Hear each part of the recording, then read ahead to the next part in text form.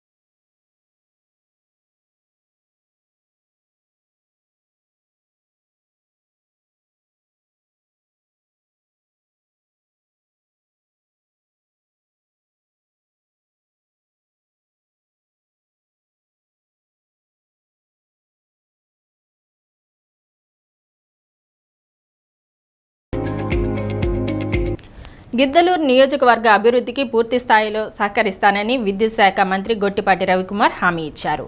మంత్రి గొట్టిపాటి రవికుమార్ ఎమ్మెల్యే అశోక్ రెడ్డితో నియోజకవర్గంలో పలు ప్రారంభోత్సవాలు, శంకుస్థాపన కార్యక్రమాల్లో పాల్గొన్నారు. మార్కాపురం జిల్లాలో ఒంగోలు నంద్యాల రోడ్డు నుంచి ఎల్కోట వరకు 50 లక్షలతో నిర్మించిన రహదారిని, తురిమెళ్ల గ్రామంలో 50 లక్షలతో నిర్మించిన అంతర్గత సిమెంట్ రోడ్లను మంత్రి గొట్టిపాటి ప్రారంభించారు. కంభం గిద్దలూరు R&B రోడ్డు నుంచి నర్సిరెడ్డిపల్లి గ్రామం వరకు ₹1 కోటి అంచనాతో నిర్మించే తారు రోడ్డుకు, కంభం గిద్దలూరు R&B రోడ్డు నుంచి గౌతవరం గ్రామం వరకు ₹73 లక్షల అంచనాతో నిర్మించనున్న సీసీ రోడ్డుకు శంకుస్థాపన చేశారు. పలువురు అధికారులు, స్థానిక నాయకులు పాల్గొన్నారు.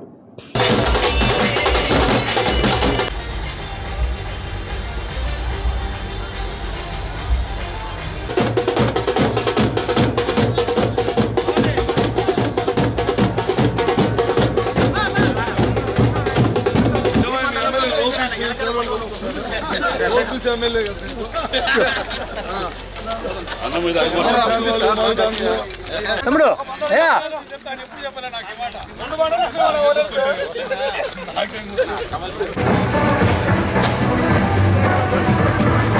గొట్టిపాటి రవికుమార్ గారు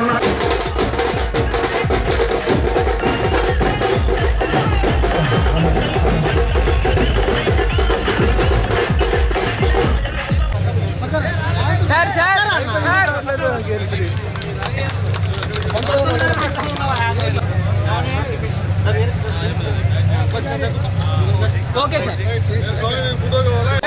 మొత్తం పెట్టామండి. ఊళ్ళో సీసీ రోడ్లు మొత్తం పెట్టామని గవర్నమెంట్ చేయమని చెప్పి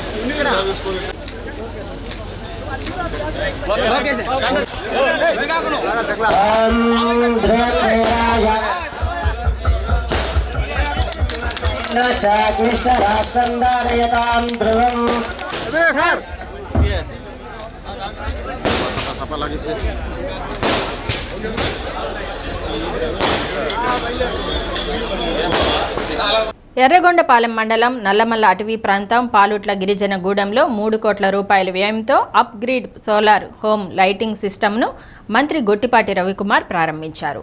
పాలుట్ల గిరిజన గూడెంలో విద్యుత్ సమస్యతో ప్రజలు చీకటితో ఇబ్బంది పడుతున్నారన్న విషయాన్ని సీఎం చంద్రబాబు దృష్టికి తీసుకెళ్లి సమస్యను పరిష్కరించగలిగామన్నారు. సీఎం సానుకూలంగా స్పందించి గిరిజన తాండాల్లో సోలార్ విద్యుత్ సౌకర్యం కల్పించడానికి సహృదయంతో అనుమతులిచ్చారని అన్నారు. ఒక్కొక్క గృహానికి ₹50,000 చొప్పున 612 కుటుంబాలకు ₹3 కోట్ల మంజూరు చేయడం జరిగిందని అన్నారు. ఇదే మాదిరిగా రాష్ట్రంలో అన్ని తండాల్లో సోలార్ విద్యుత్ సౌకర్యం కల్పిస్తామని అన్నారు. పాలుట్లలో 3,000 ఎకరాల భూములున్నాయని, ఆయిల్ ఇంజన్ల ద్వారా వ్యవసాయం చేయటం రైతులకు ఎక్కువ ఖర్చుతో కూడుకున్న సమస్య అని, సోలార్ విద్యుత్ ద్వారా నీటి మోటార్లు బిగించాలని ప్రజలు తన దృష్టికి తీసుకొచ్చారని, ఈ విషయం సీఎం దృష్టికి తీసుకెళ్లి పరిష్కరిస్తామని హామీ ఇచ్చారు. ఎర్రగొండపాలెం నుండి పాలుట్ల రహదారి నిర్మించడానికి డిప్యూటీ సీఎం పవన్ కళ్యాణ్తో చర్చించినట్లు తెలిపారు. Giddalur MLA Muthumula Ashok Reddy, TDP incharge Guduri Erikshan Babu, collector P Rajababu, Markapuram sub collector Sivaramireddy, విద్యుత్ ఎస్సీ కట్ట వెంకటేశ్వర్లు, విద్యుత్ శాఖ అధికారులు పాల్గొన్నారు.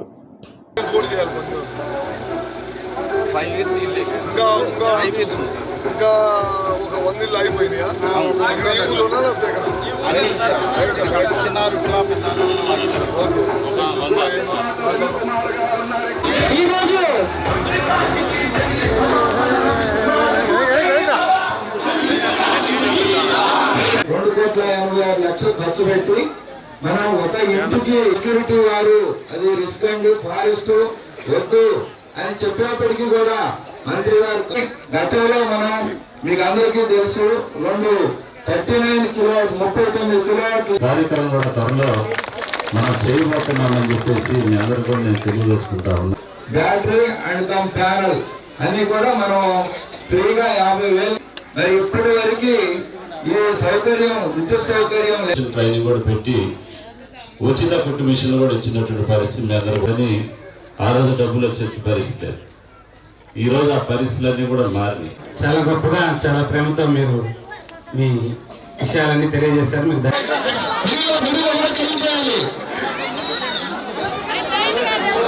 రండి, గ్రామ మహిళలు రావాలి, పాలుట్ల గ్రామ మహిళలు ఈ కార్యక్రమం యొక్క లబ్ధిదారులు పోలేదు పండు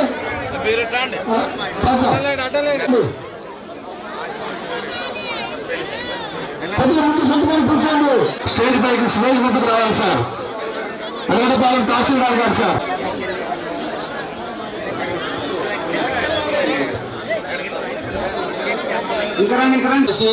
ఎంతో రిస్క్ తీసుకొని మరి సార్ వచ్చారు. మీరు కూడా ప్రత్యక్షంగా చూడవచ్చు. 9 గంటలు అవుతుంది కాబట్టి ఈ కార్యక్రమానికి మీరు ఉన్నాయి.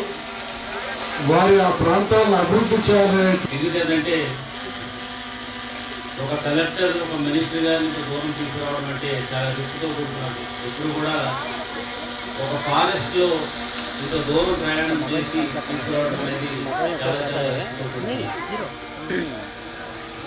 మేము ఎర్రగొండపాలెంలో స్టార్ట్ అయ్యి గంట అవుతుంది, 2 గంటలు అవుతుంది, 3 గంటలు అవుతుంది.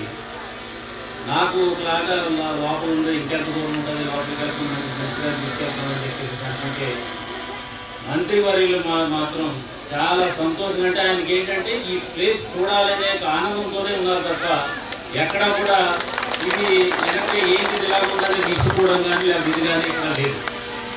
కమిట్మెంట్ అంటే అది. ఇక్కడ నాకు లాస్ట్ టైం వచ్చినప్పుడు ఎవరైతే మీకు కాంట్రాక్ట్ చేస్తున్నారో అతను వచ్చారు.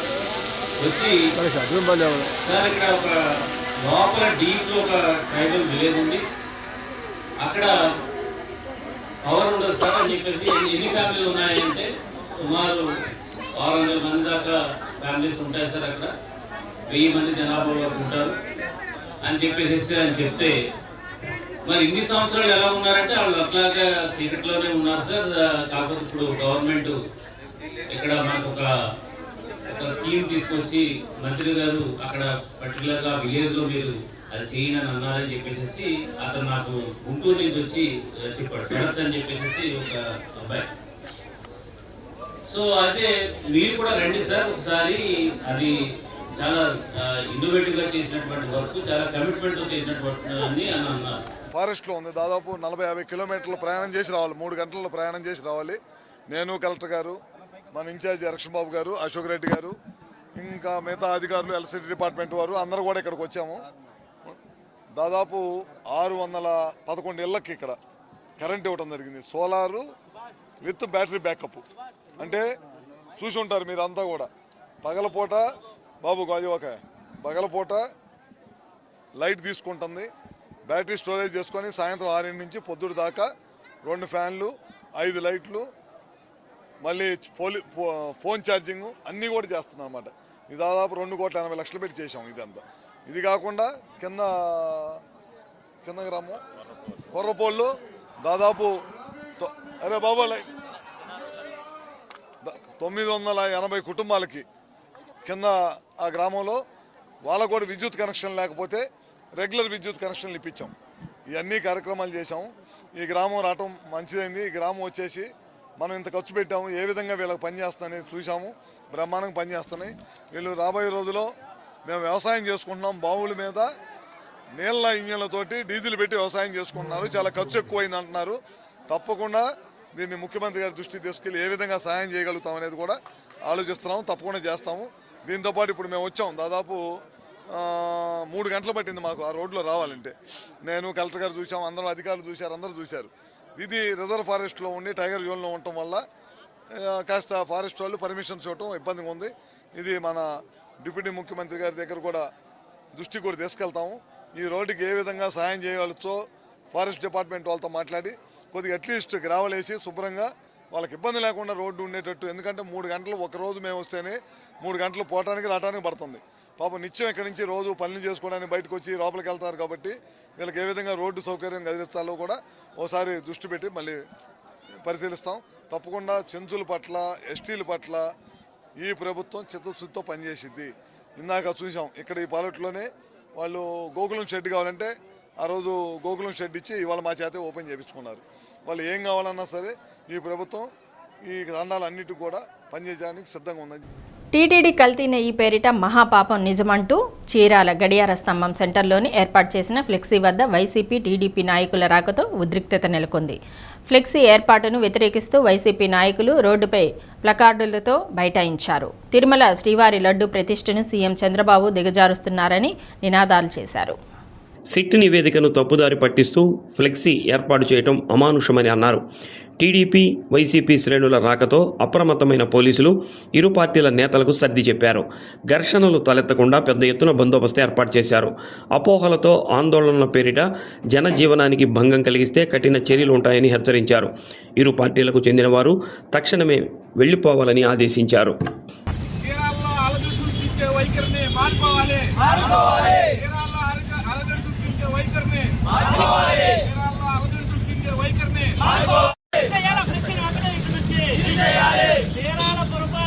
అభివృద్ధి గురించి ఇట్లాంటి పెద్ద పెద్ద బిల్డింగులు హత్యల గురించి పట్టించుకున్నాయా?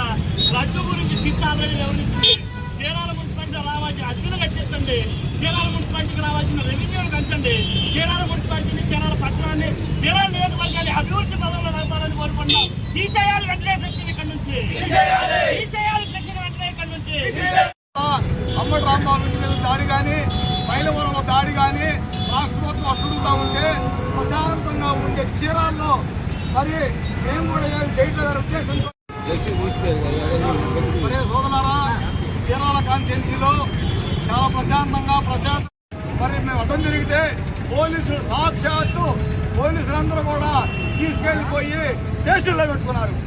ఆ స్టేషన్లో పెట్టిన మరి ఫ్లెక్సీ గడే సముదాయం ఎలా వచ్చింది? పోలీసుల మీద కూటమి వాళ్ళు దౌర్జన్యం తెచ్చారా? పోలీసులే పంపించారా?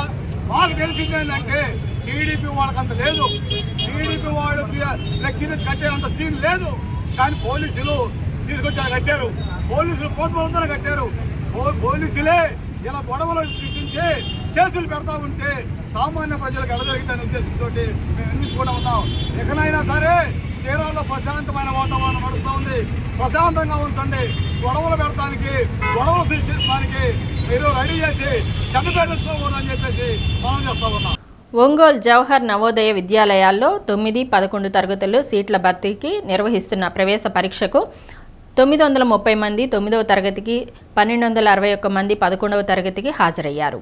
ఒంగోలులో ఏర్పాటు చేసిన 9 పరీక్షా కేంద్రాలకు గంట ముందే అభ్యర్థులు వచ్చారు. పరీక్షా కేంద్రాల వద్ద 104 సెక్షన్ విధించి పోలీసులు పహారా ఏర్పాటు చేశారు. పరీక్షల్లో అవకతవకలకు అవకాశం లేకుండా సెంటర్ స్క్వాడ్, ఫ్లయింగ్ స్క్వాడ్లను నియమించారు.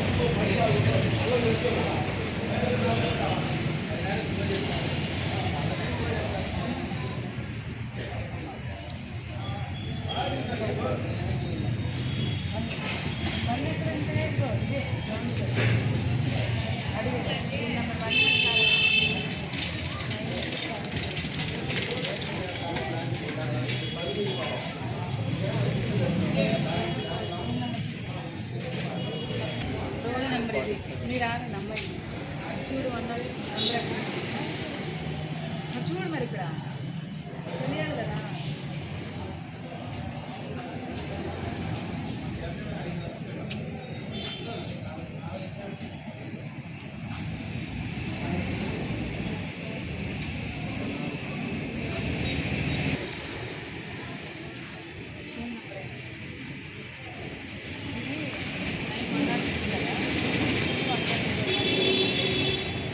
చీరాల ఎంపీడీఓ కార్యాలయం వద్ద ఏర్పాటు చేసిన ప్రజా దర్బార్ కార్యక్రమంలో ప్రజల నుంచి ఎమ్మెల్యే ఎంఎం కొండయ్య యాదవ్ అర్జీలు స్వీకరించారు. చీరాల మండలంలోని 14 పంచాయతీలకు చెత్త సేకరణ రిక్షాలు, డస్ట్బిన్లను అందజేశారు. చెత్త సేకరణ రిక్షాను నడుపుతూ పారిశుద్ధ్య కార్మికుల్లో ఉత్సాహాన్ని నింపారు. వాడరేవు రామానంద సరస్వతి స్వామీజీ అందజేసిన టీబీ పేషెంట్లకు పౌష్టికాహార కిట్లు, పేద విద్యార్థులకు నగదు చెక్కులను చీరాల ప్రభుత్వ ఆసుపత్రి వద్ద అందజేశారు. పలువురు అధికారులు, కూటమి నాయకులు పాల్గొన్నారు.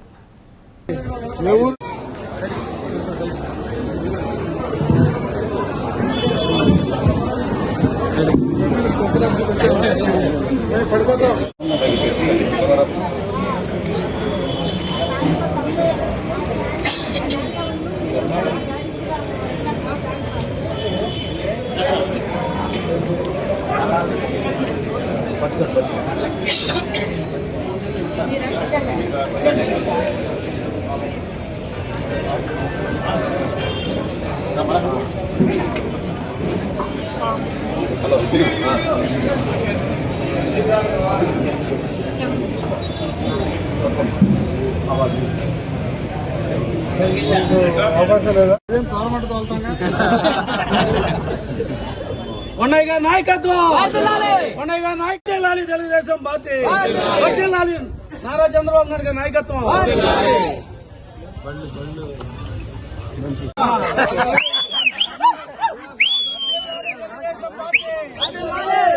కొండయ్య గారి నాయకత్వం, కొండయ్య గారి నాయకత్వం, కొండయ్య గారి నాయకత్వం.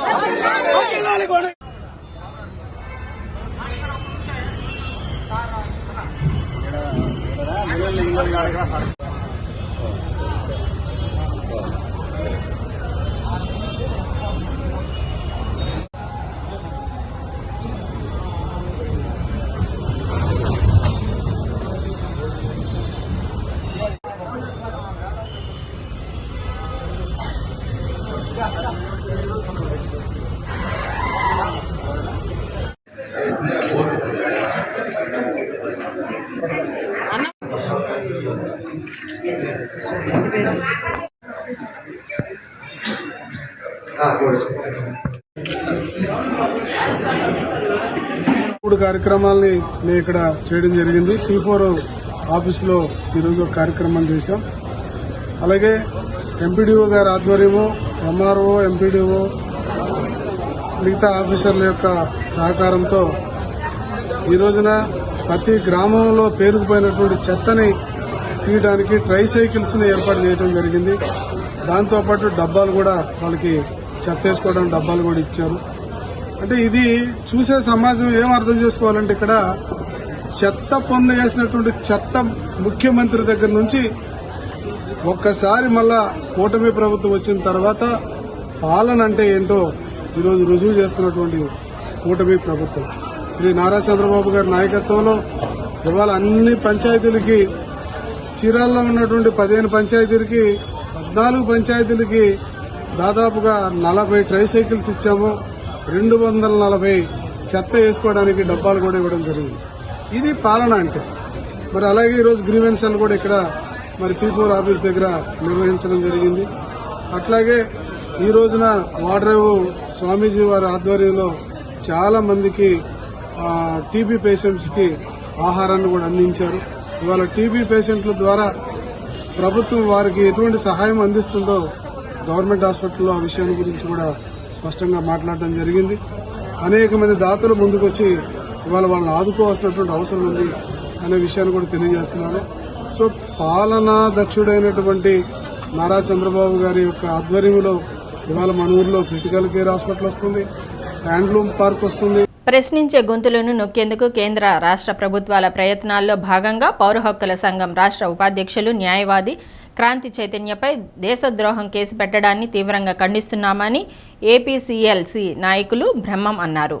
పౌర హక్కుల సంఘ నాయకులపై పెట్టిన అక్రమ కేసులను ఎత్తివేయాలని కోరుతూ ఒంగోలు మల్లయ్యలింగం భవన్లో రౌండ్ టేబుల్ సమావేశం నిర్వహించారు.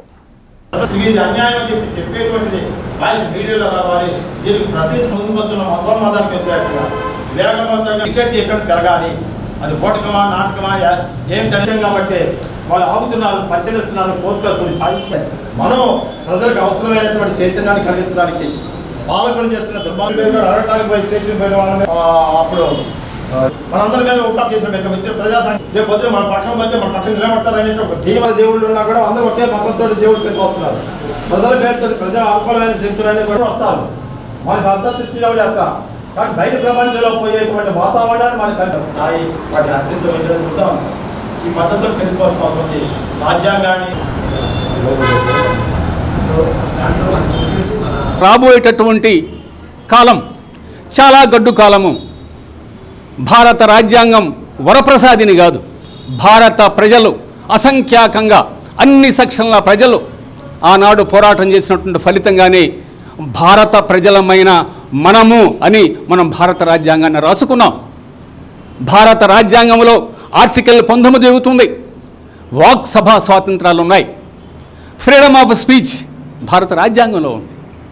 ప్రభుత్వాన్ని విమర్శించే హక్కు ప్రతి పౌరుడికి ఉంది. ఎందుకంటే పౌరులు ఎన్నుకున్నటువంటి ప్రభుత్వం కాబట్టి ప్రభుత్వం సరైన నడకలో వెళ్ళనప్పుడు ప్రభుత్వాన్ని నిలదీసేటటువంటి హక్కు భారత ప్రజానీకానికి ఉంది.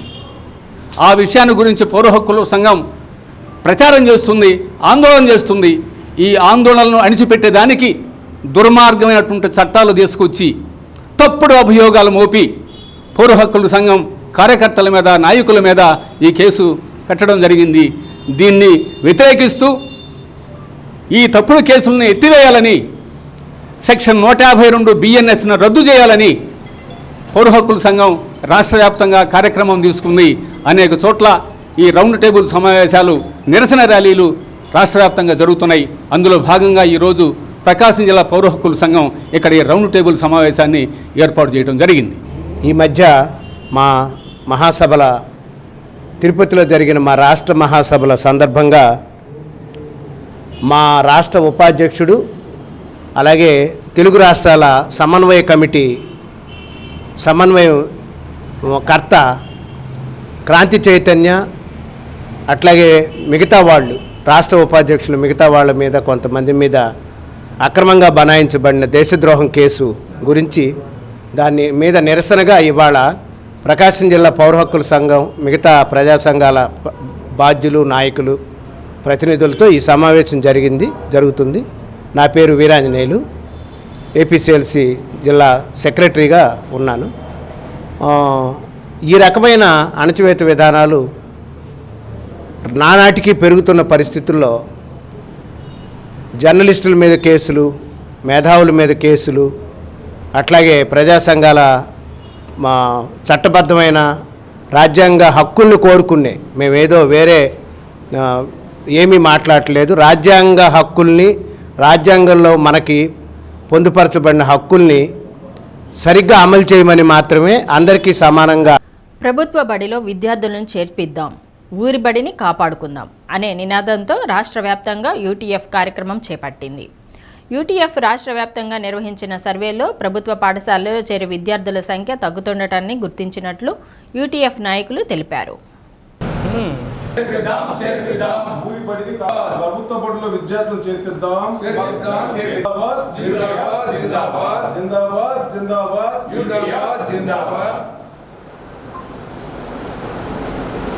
ప్రభుత్వ ఉపాధ్యాయులకు టెట్ నుండి మినహాయింపు ఇవ్వాలి.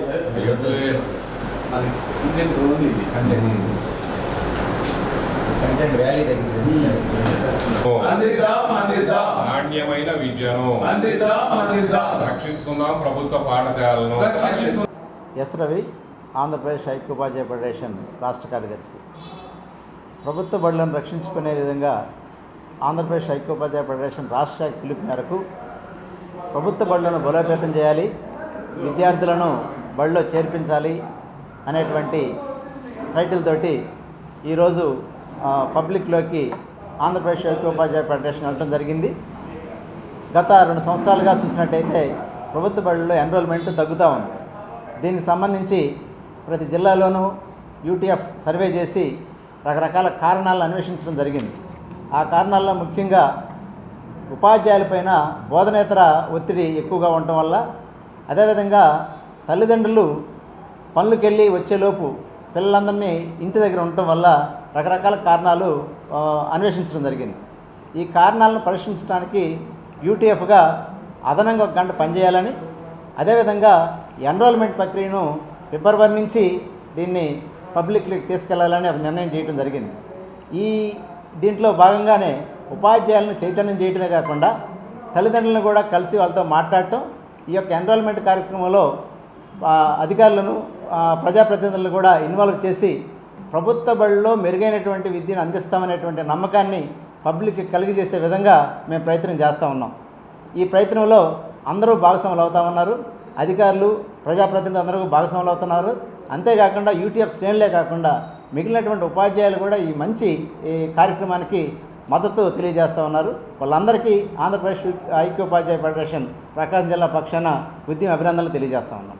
ఆంధ్రప్రదేశ్ ఐక్యోపాధ్యాయ ఫెడరేషన్ రాష్ట్ర సంఘం పిలుపు మేరకు ప్రభుత్వ బడిలో విద్యార్థులను చేర్పించి ఊరి బడిని కాపాడుకోవాలనే ఉద్దేశంతో ప్రధాన స్లోగన్తో ముందుకెళ్తున్నాము. అందులో భాగంగా మన ప్రకాశం జిల్లాలో దాదాపుగా 18,000 మంది పిల్లలు గత సంవత్సరం ఎన్రోల్మెంట్ అయి ఉన్నారు. కానీ ఈ సంవత్సరం దాదాపుగా ఆ 18,000 కాస్త 12,000 అయ్యారు. అంటే 6,000 మంది విద్యార్థులు తగ్గారు.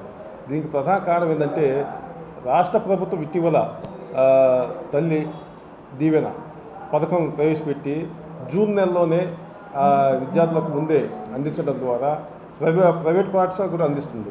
దీనివల్ల ఏంటంటే ప్రభుత్వ పాఠశాల కంటే ప్రైవేట్ పాఠశాలకు ఎక్కువ మంది విద్యార్థులు వెళ్ళడానికి అవకాశం ఉంది. అందులో భాగంగా యూటీఎఫ్ సంఘంగా సామాజిక నేపథ్యంతో మేమైతే ఈ ప్రభుత్వ పాఠశాలను బలోపేతం చేయడానికి ఈ సంవత్సరం ముందస్తుగా మేము ఫిబ్రవరి నెలలోనే స్పెషల్ ఎన్రోల్మెంట్ డ్రైవ్ పథకాన్ని తీసుకొచ్చాము. దీన్ని జిల్లా వ్యాప్తంగా ఉమ్మడి ప్రకాశం 40 మండలాలు, ఇప్పుడు ప్రకాశం జిల్లా అయితే కొత్త ప్రకాశం జిల్లా అయితే 28 మండలాల్లో దీన్ని ఇంప్లిమెంట్ చేయడానికి మండల శాఖల వారీగా పోస్టర్లు, కరపత్రాలు, అదేవిధంగా పోస్ట్ కార్డులు మొత్తం మెటీరియల్ మొత్తం దాదాపుగా అన్ని మండల శాఖలకు పంపించాము. ముఖ్యంగా యూటీఎఫ్ ఒక మంచి సామాజిక దృక్పథంతో కూడిన లక్ష్యాన్ని తీసుకుంది. ప్రభుత్వ పాఠశాలను బలోపేతం చేయాలి. ఎందుకంటే 2 వ్యవస్థలు వాడు ప్యారలల్గా ఉన్నాయి. ఈ 2 వ్యవస్థల్లో మరి తల్లిదండ్రులకి ప్రధానంగా ప్రభుత్వ విద్యారంగం మీద నమ్మకం సడలింది. దానికి కారణాలు ప్రభుత్వ విధానాలు, కొంత ఉపాధ్యాయ పని విధానం మీద కానీ ఏదైతే కొంత ఇబ్బందికరమైన పరిస్థితి ఏర్పడింది. ఈ పరిస్థితుల్లో యూటీఎఫ్ మన పాఠశాలను రక్షించుకోవాలి. ముఖ్యంగా బడుగు బలహీన వర్గాలు, మైనారిటీలు, ముఖ్యంగా బాలికలు పాఠశాల విద్యకి దూరం అవుతున్నారు. కారణం మరి ఈ టీచర్లకు అదనం భారం పట్టడం, బోధన టైం తగ్గిపోవడం ఈ విధంగా జరుగుతుంది. సరే, ఏదైతేమి డ్రాప్ అవుట్ రేట్ మాత్రం బాగా పెరిగిపోతుంది. అది గవర్నమెంట్ లెక్కల ప్రకారం దాదాపు మన జిల్లాలోనే 6,000 మంది పిల్లల దాకా ఉన్నట్టు గత సంవత్సరం లెక్కలు తీయటం జరిగింది. అద్దంకిలో ఓ వస్త్ర దుకాణంలో జరిగిన చోరీ కేసు ఒకరిని అదుపులోకి తీసుకోగా 4 పరారయ్యారు. అద్దంకి సిఐ సుబ్బరాజు వెల్లడించిన వివరాల మేరకు శివారెడ్డికి చెందిన వస్త్ర దుకాణంలో చీరాలకు చెందిన 3 పురుషులు, 2 మహిళలు దుస్తులు కొన్నట్లు నటిస్తూ షాపులోని దుస్తులను తీసుకుని అక్కడే నిలిపి ఉన్న ఆటోలో పరారవుతూ ఓ నూడిల్స్ బండిని ఢీకొనడంతో వాహనం నిలిచిపోయింది. షాపు యజమాని శివారెడ్డి వారిలోని ఒకరిని పట్టుకోగా మిగిలిన వారు పరారయ్యారు. దొరికిన నిందితుడు చీరాలకు చెందిన మధుగా గుర్తించారు. యజమాని శివారెడ్డి ఫిర్యాదు మేరకు కేసు నమోదు చేసి దర్యాప్తు చేస్తున్నట్లు పోలీసులు తెలిపారు.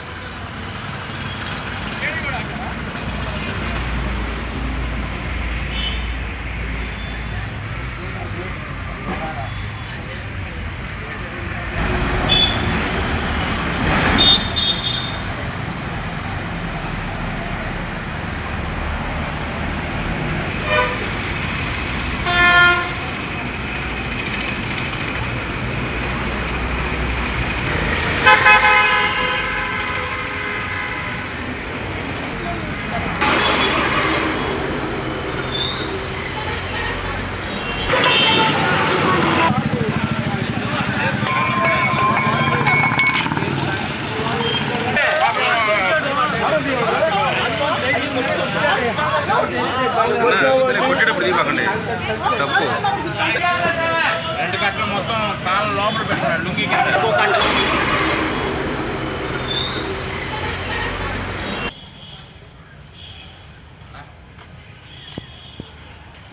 వాళ్ళు ఉన్నారు. ఇదే ఇంక వారం ముందు ఎందుకు రాత్రి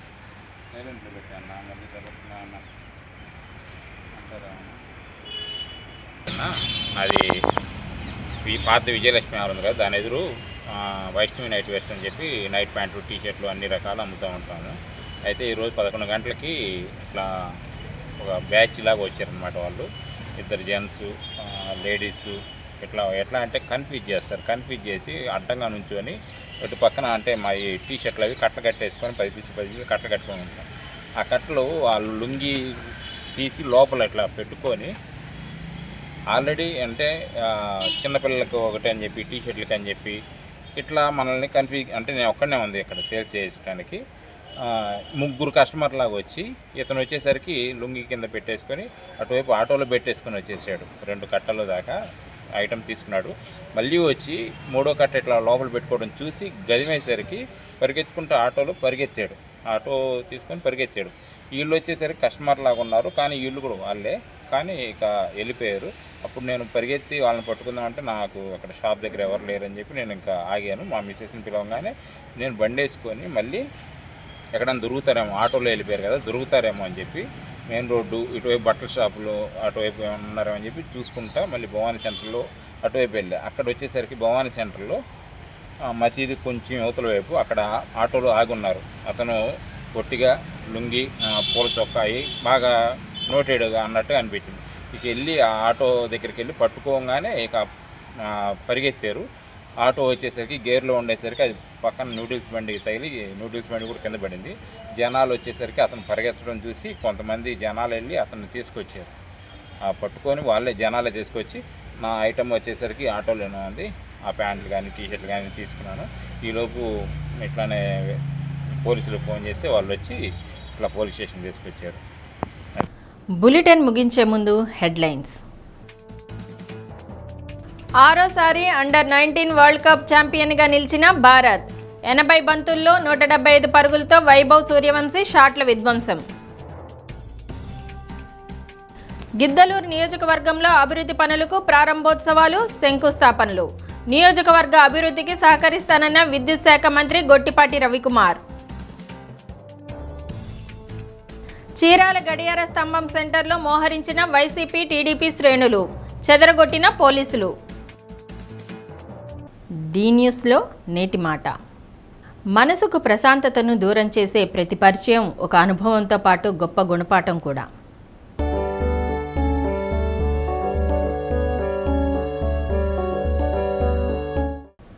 డి న్యూస్ ఇంతటితో సమాప్తం.